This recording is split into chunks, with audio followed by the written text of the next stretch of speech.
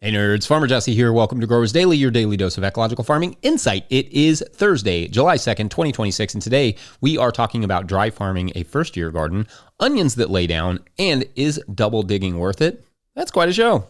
So let's do it.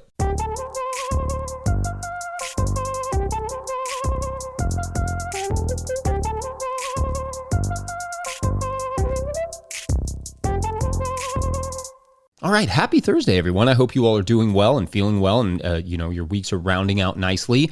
I know we are here. It's still hot, not going anywhere that heat, but at least not until like Sunday or Monday, which is fine for the moment. I'm sweating, but not sweating.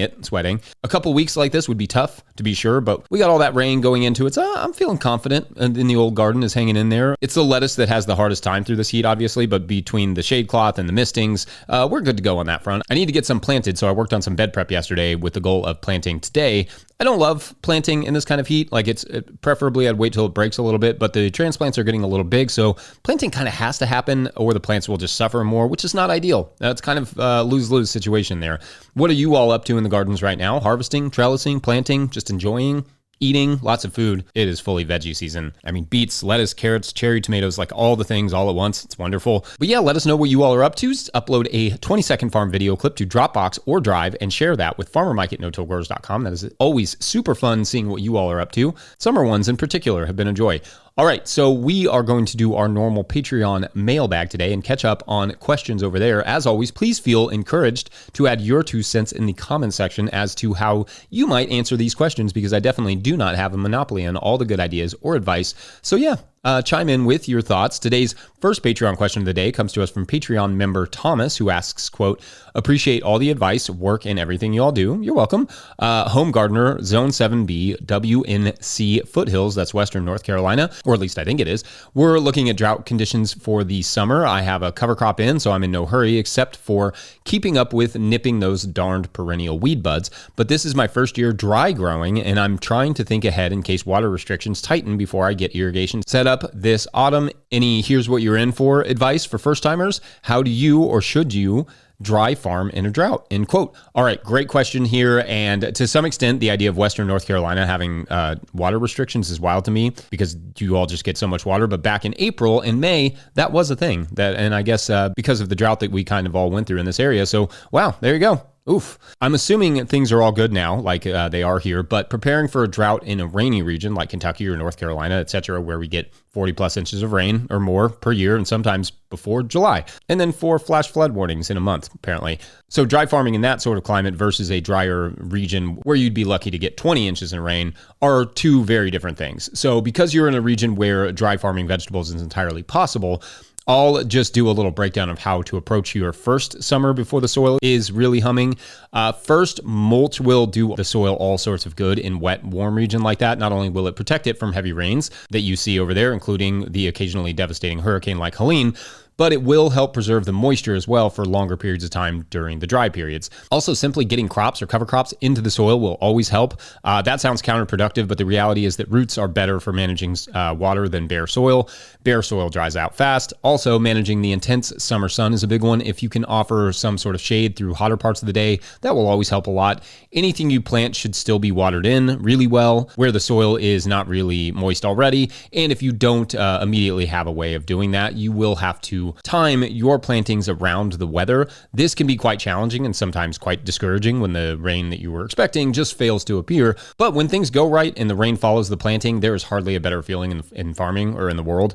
Also, soil blocks, or at very least use bigger cell trays. You want to make sure that the plants have a nice moist block of soil going with them into the garden in a dry farming situation. So not only do you want larger blocks than you might otherwise use, you want to make sure they are well saturated when they go into the ground. I did a dry farming segment last fall, I think, which may be worth watching. Anyway, we will stick that in the show notes as well, too. But in general, timing becomes much bigger factor. And of course, use mulches if you got them. I also find, like I said, that plant covers help retain moisture better than bare soil, preferably plants you want and not plants like weeds. But plants in general will help with moisture retention through their roots and through shading the soil. Shade cloth too, like I mentioned, if you have it, that can help a lot in the hotter parts of the day. Anyway, I hope some or all of that was helpful. Listeners, let us know what else you would add to this list. And then as your soil gets going, and year 2, year 3, year 4, as you build up more soil organic matter, that will also help to retain some of that moisture. Obviously, in arid, dry regions,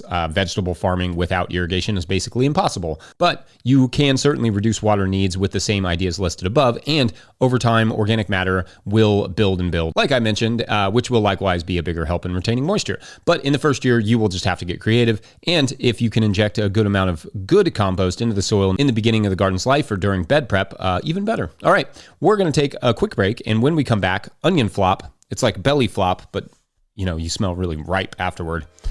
BRB. I also thought this would be a good opportunity to point out that we dry farm almost everything except for sometimes in the summer when it's really dry, we'll have to water some things, or when we plant something into dry soil, we'll obviously have to water it in. But for the most part, our farm can be dry farmed year round, even though it's kind of an intensive market garden. Like there's literally no irrigation line out here right now. And there probably won't be throughout the rest of the season because both were wet and we know how to maintain our soil moisture. I also wanted to give a big shout out to the U.S. men's national team on their win yesterday. That was rad. Today's episode is brought to you by Grown By. Grow smarter with Grown By, the farmer-owned cooperative. Grown By is the platform for online sales of everything, custom and traditional CSAs, halves of beef, flower bouquets, wholesale to restaurants, and now Grown By supports in-person sales too. Their new app, Grown By Register, you can supercharge your market and farm stand, finally bringing together your online and offline sales and customer data. Grown By is proud to make local food accessible by processing SNAP benefits online and in person right within the app. Grown By helps you put your best food forward. Schedule a demo at coop.grownby.com/no-till. That's coop.grownby.com/no-till. All right, back to the show. A quick and loving reminder that if you, the listener or viewer, are enjoying this podcast, getting even a small amount of value from it, consider supporting our work over at patreon.com/no-till-growers. If this work brings you even a couple dollars worth of value a month, you can keep it going by supporting the Patreon page. I will try to get to questions from everywhere that questions come in, but I will always get to your Patreon questions. Now, today's second Patreon question comes to us from Patreon member Thomas Van Wart, who asks, quote, "Happy May, Jesse. I know you covered onions already, but I continue to desperately want to grow them in my home garden, but can't seem to make them work. I've done sets to skip any of the seedling risks. Everything has been going well, but in the last few weeks, they've fallen over, laying flat against the ground. The bulbs are no more than ping pong ball sized, and they aren't yellowing or limp. Normally, I would assume they are quote unquote ready, but we'd be looking at a jar of marbles for onions if that's the case. Any thoughts? Zone 7B, Central OK, that's Oklahoma, end quote."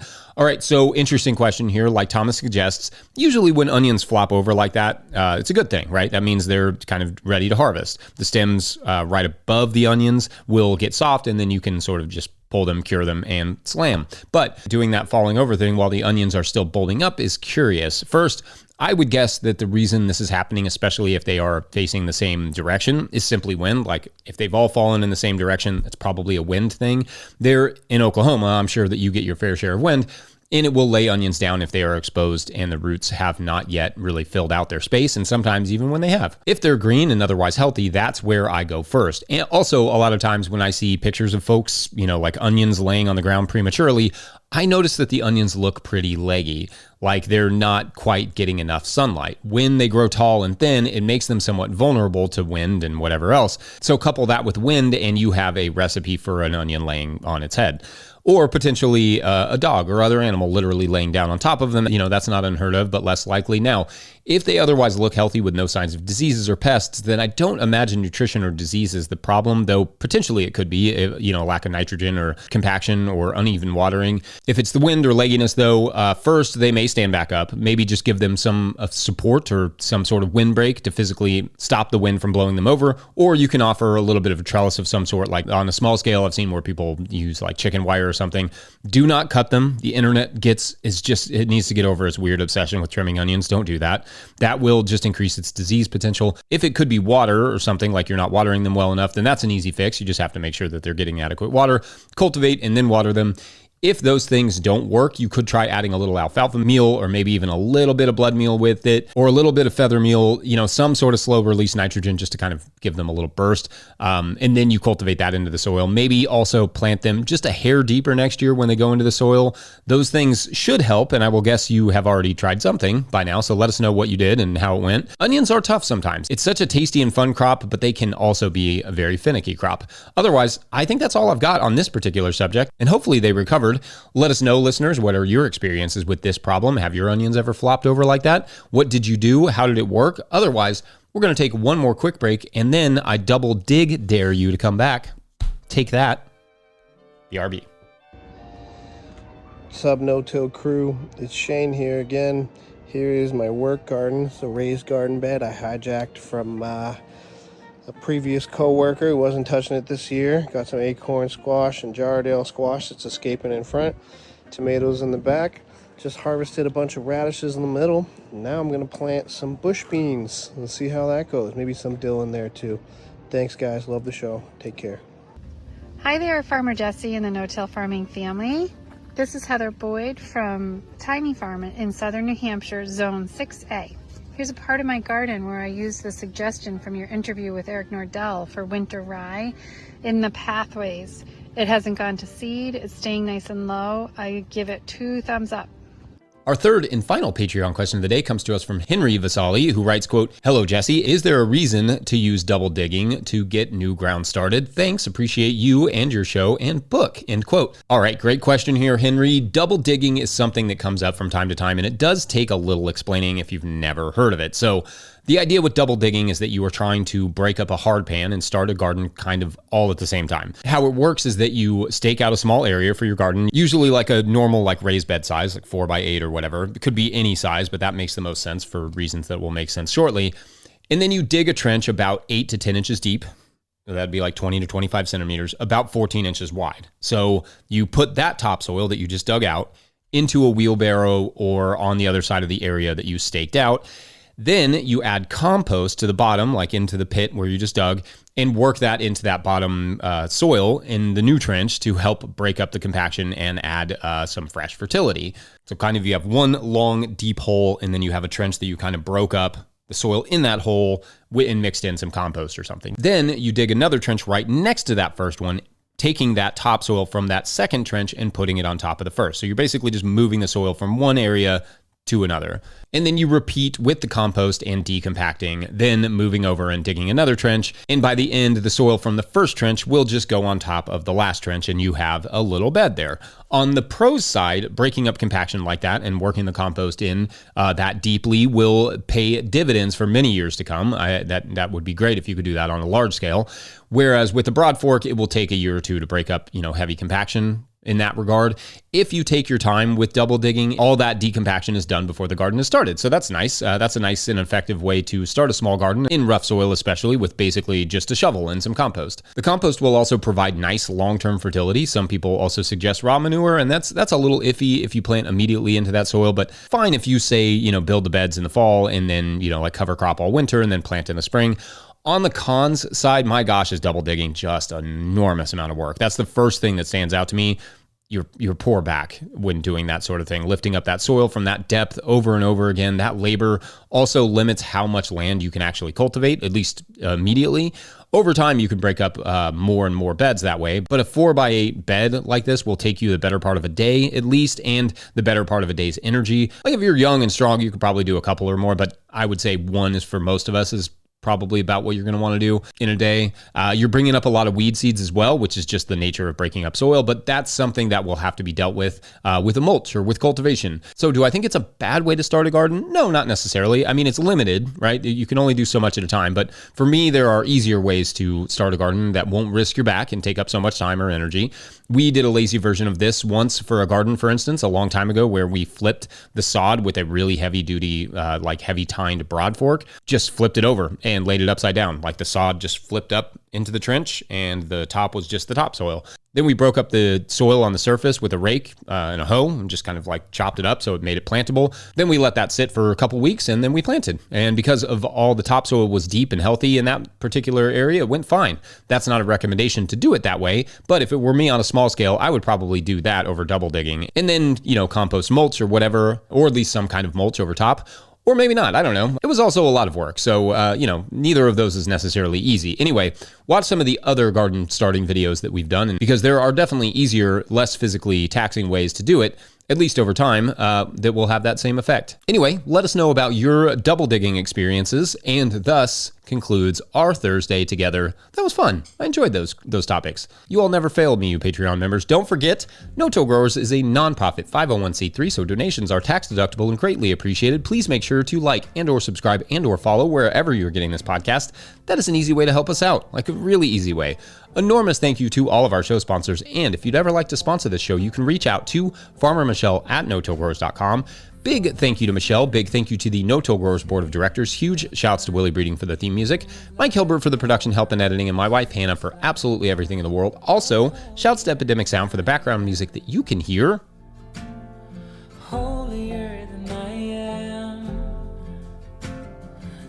Pick up a hat or a copy of my book, The Living Soul Handbook, at notillgrowers.com. I don't think I said any of that right, but I'm going to keep it.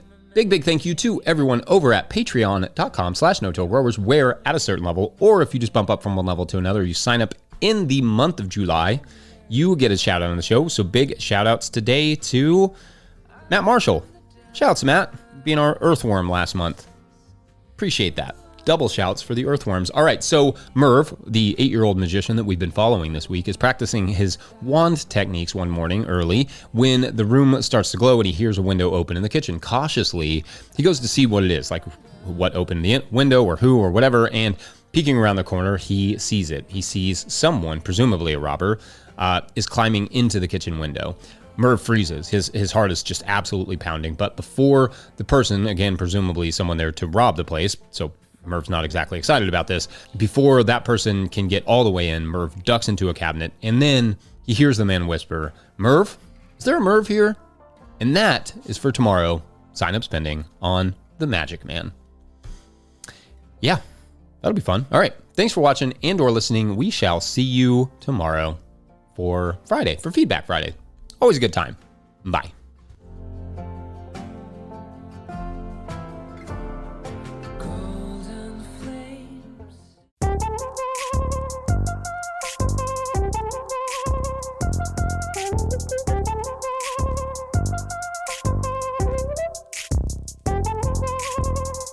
Getting engaged or married? You want something stunning, something unforgettable. You want Takori engagement and wedding rings. Exquisite design, incredible detail, and breathtaking beauty. See the full Takori collection at Mervis Diamond Importers. When only the best will do, examine our Takori engagement and wedding rings. Start your diamond and ring search at Mervis Diamond Importers. Mervis means more diamonds, better quality, and the most value. Marry a Mervis Diamond with a Takori engagement ring and watch the sparks fly. Mervis Diamond Importers. Go to mervisdiamond.com or call 800-HER-LOVE.